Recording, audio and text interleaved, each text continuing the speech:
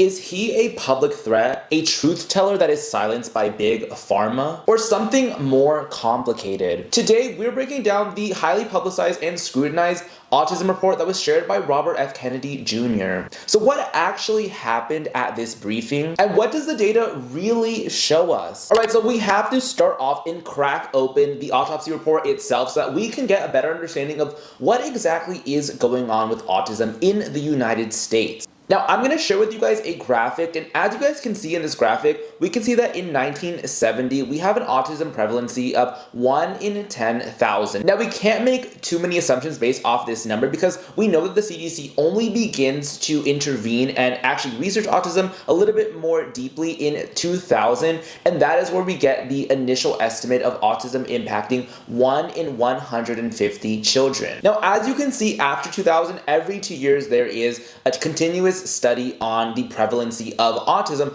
all the way up into 2022, which is the reporting that was eventually shared by the CDC and also by Robert F. Kennedy Jr. at the White House briefing. Now, as part of this briefing, RFK Jr. shared that autism was as high as 1 in 36 children. Now, just to briefly go through this report, basically, there are testing sites in 16 different locations spread across the United States. And as I mentioned, these testings have been conducted from 2000 all the way up into 2025/modern day. And as you guys can see from this graph that I'm showing you guys, you can actually see the kind of median line there for across the states, which is that initial estimate of 1 in 36 children, or I think there was also another estimate of 1 in 31 children having autism up to the year 2022.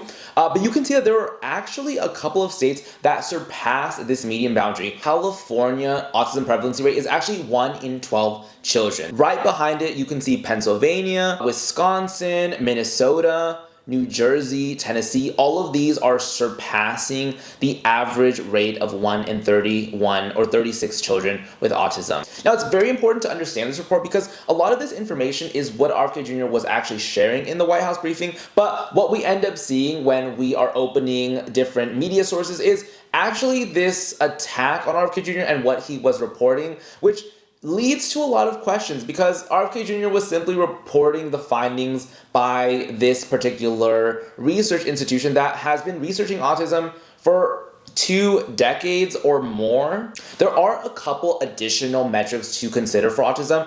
The other is that autism actually impacts boys 3 times more than girls. So we actually see an autism prevalency rate for boys as 1 in 20 boys having autism. I also want to highlight that autism actually is seen most in the AAPI community, so Asian American Pacific Islander, I believe is what that acronym stands for. You guys, I can't keep up with the acronyms, okay? But it's that demographic. And then we actually see following that is Hispanic population, Black children, and then lastly, white children. So actually, interestingly enough, autism impacts more children of color than other demographics.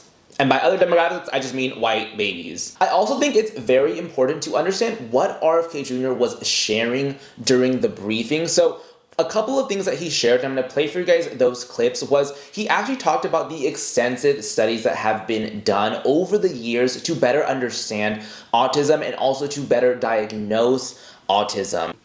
The baseline for autism in this country was established with the largest epidemiological study in history, a study of all 900,000 children in the state of Wisconsin, children under the age of 12. They found 0.7 children had autism in every 10,000. That's less than 1 in 10,000. Now, another key point about RFK Jr.'s briefing was him talking about the severity of certain autism cases. He describes that 25% of cases of autism are considered severe. 25% of the kids who are diagnosed with autism are nonverbal, non-toilet trained, and have other stereotypical features, head banging, tactile and light sensitivities, stimming, toe walking, etc. The reason why I bring this particular point up is because when RFK Jr. was describing children that will not be able to work, they will not be able to date, they will not be able to properly take care of themselves as adults, he was describing this 25% of children that have severe autism. He was not describing just the general population of people that have autism. I think it's very important to note this because you will see the media backlash talk about RFK Jr. and how he blanket statement just attacked the entire community when anybody who actually watched the briefing, which I am sure those publications actually watched that briefing, would know that he was describing severe cases of autism. He wasn't just describing somebody with mild autism. Another red flag about the way that the media has handled this briefing is that the briefing really was just intended to share with the public that RFK Jr. wanted the CDC to conduct additional studies on various different risk factors, environmental toxins, different exposures that could have happened before a child was born that could have led to this diagnosis. We have really good genetic markers now, and they provide a vulnerability. But those genetic markers alone are not going to dictate your destiny. You need an environmental toxin.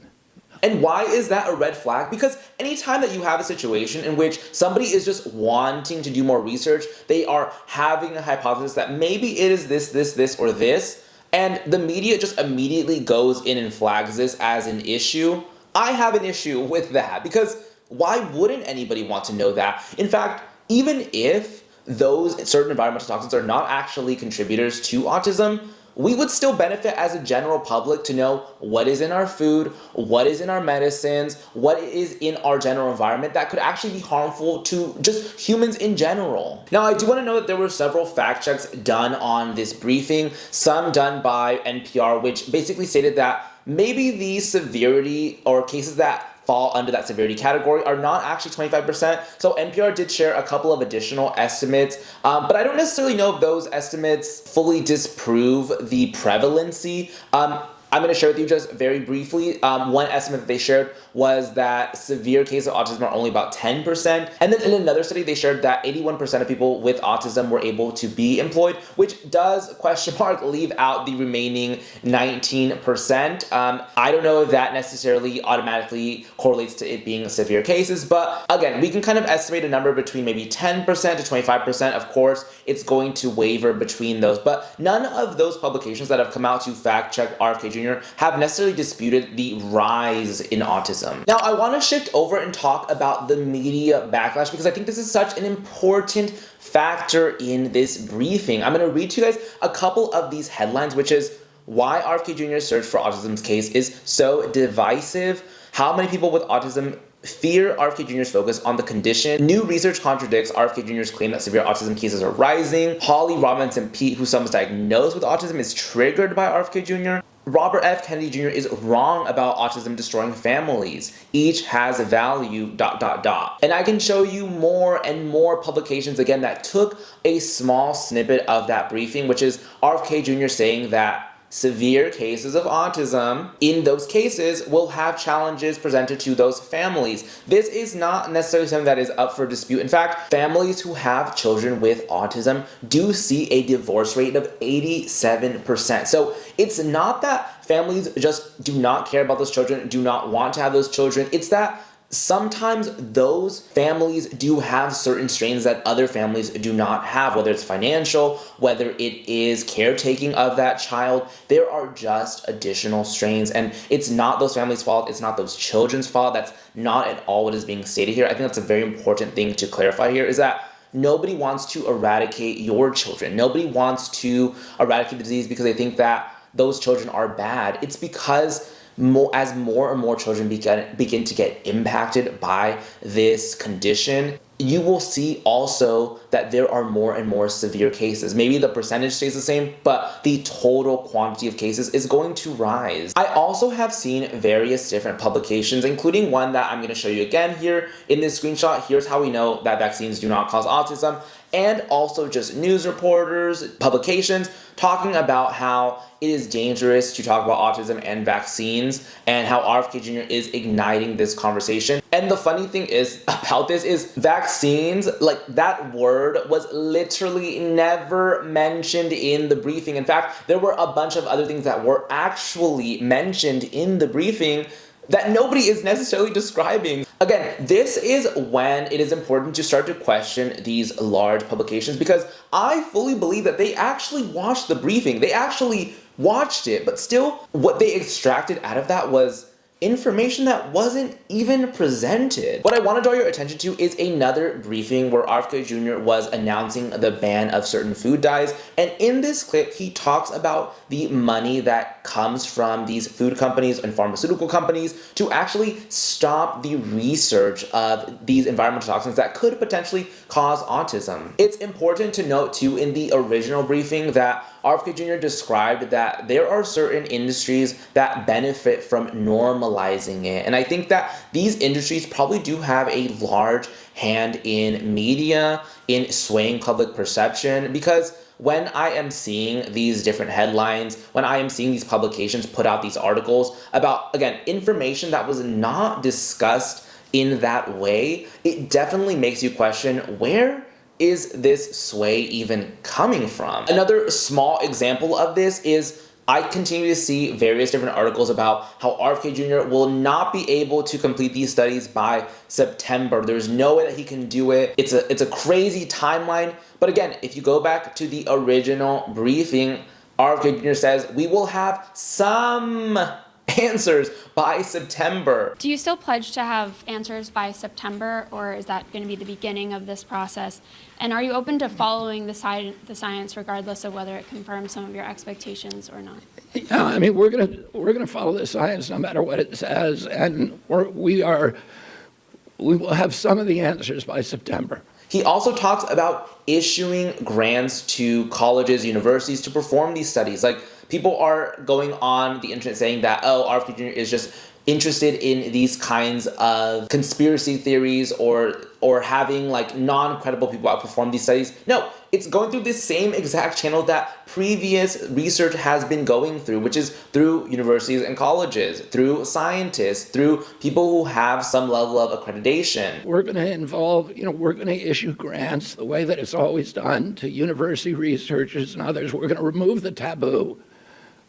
People will know they can research and they can follow the science no matter what it says, without any kind of fear that they're going to be censored, that they're going to be gaslighted, that they're going to be silenced, they're going to be defunded, delicensed. Now, another great example of how the media has shifted public perception around people just having questions, people just conducting research, is the anti-vax movement. I had to look into it. I was just curious. I was like, where did this movement even come from? And you are going to be surprised. If you have not dipped your little toes in the anti-vax movement to better understand what is the origin of it, then you're going to be surprised to find out the information that I'm going to share with you guys. So the anti-vax movement was originally started in 1998 by a doctor/scientist named Andrew Wakefield. Andrew Wakefield published a study in the Lancet where he looked at 12 children that had gastrointestinal issues. As part of this study, it claimed that 8 of those 12 children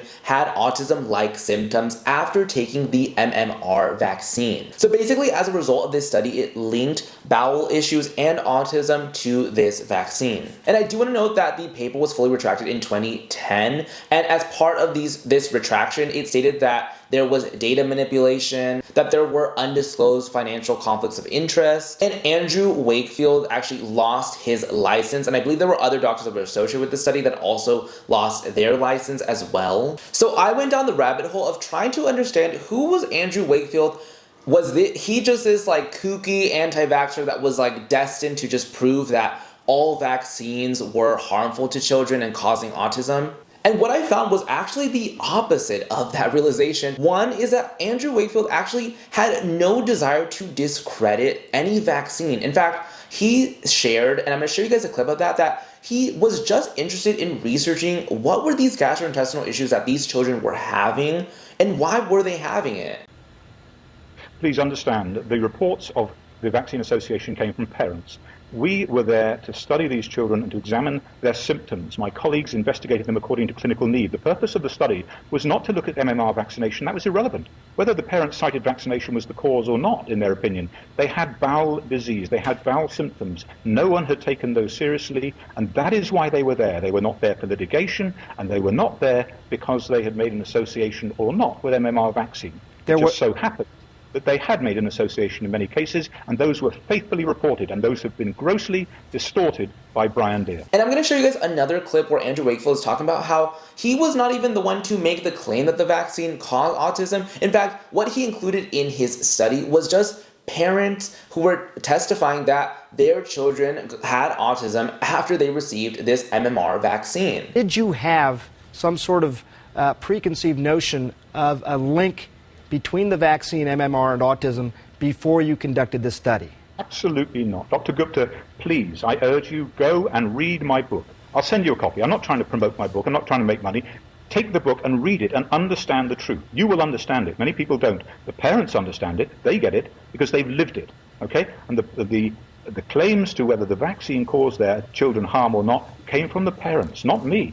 I didn't have a preconceived notion about this at all. I hadn't heard of autism since medical school.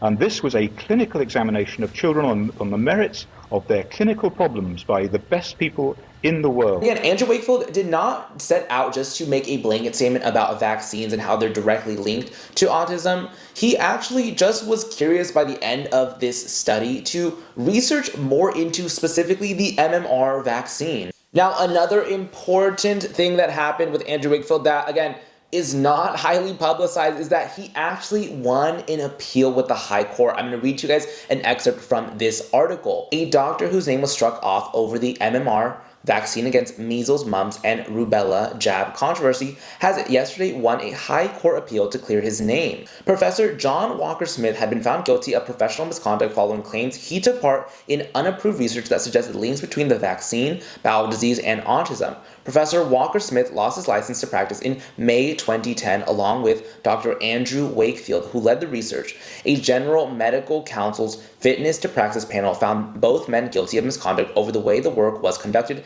after 217 days of deliberation, the longest disciplinary case in the body's 150-year history. As he left court with relatives, Professor Walker Smith said, "I am extremely pleased with the outcome of my appeal. There has been a great burden on me and my family since the allegations were first made in 2004 and throughout the hearing that ran from 2007 to 2010. I am relieved that this matter is now over." He paid tribute to his supporters, who included the parents of many children with autism and bowel disease seen by him at the Royal Free Hospital in North London up to his retirement in 2001. Now, just to summarize that super quickly, basically what the appeal meant was just that the court did not have the authority to actually strike off these two doctors that were associated with that initial study. Now, I want to be completely fair and say that it most likely wasn't Wakefield that was making the broad claims that the vaccines just cause autism, and it probably also wasn't regular people that were just clutching on to this research and saying, oh my god, any vaccine is going to cause autism. What I believe is in the middle is the media dissemination of that information. Because if the media had just been genuine about reporting that it was specifically the MMR vaccine that was being studied, then more people probably wouldn't necessarily be just outright complete anti-vaxxers. I'm not saying that it's wrong to be it or not wrong to be it, because I honestly think that every vaccine should be studied, every question should be asked. Why shouldn't those things be asked without critique? Now, just to highlight the bigger picture here again, it's understanding the impact of those food and pharmaceutical industries on the media and on the way that we live our lives. Now, just to close off here, I want to talk about the registry that was announced. I know that there are several different concerns about that. I think on one side, people are concerned about the word registry due to the history of registries and disability in the Holocaust. So during the Holocaust, certain people with disabilities would register, and then those people obviously in the end were put into concentration camps. And so people, when they think about the Trump administration or they think about being a part of registries, sharing their data in that way, people do get concerned over being on a registry like that. I do want to note, though, that there was a corrective statement by the Department of Health and Human Resources, and that statement read, "We are not creating an autism registry. The real world data platform will link existing data sets to support research into causes of autism and insights into improved treatment strategies. As we have seen with looking at the actual report, we know that there are already 16 locations where autism is being researched or has been researched for the past 2 decades plus. So it seems as though the registry is going to just combine all of those data sets into one kind of federal level registry. Now, just to close off here, because I feel like we keep hearing the word epidemic, and it's like, what does that actually mean, especially when it relates to something like autism? So just to read to you the definition here, an epidemic is categorized by a significant increase in the number of cases of a disease above what is normally expected in a particular location or among a specific group of people over a specified period. So that would apply to autism. If we look at that graph once again, we see the prevalency rate in the year 2000 as 1 in 150, and then we see in the year 2022 the prevalence rate has reached 1 in 36. Honestly, there is a lot to say still about this topic. I know that it hits home for a lot of families, and I understandably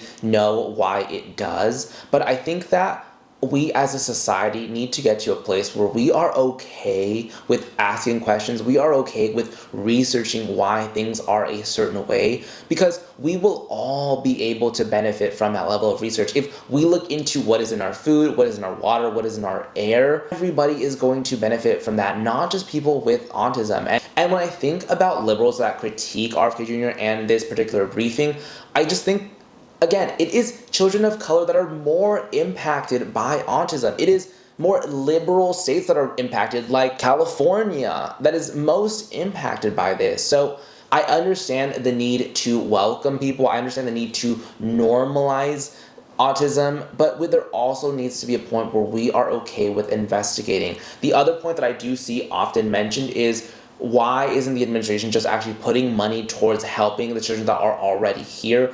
I want to show you this clip by RFK Jr. in that initial briefing where he talks about how if we continue down this path, the actual money that will need to be spent on care for children with autism is going to reach the trillion. There's a recent study by Blaxell et al. And a team of other researchers said that the cost of treating autism in this country by 2035, so within 10 years, will be $1 trillion a year.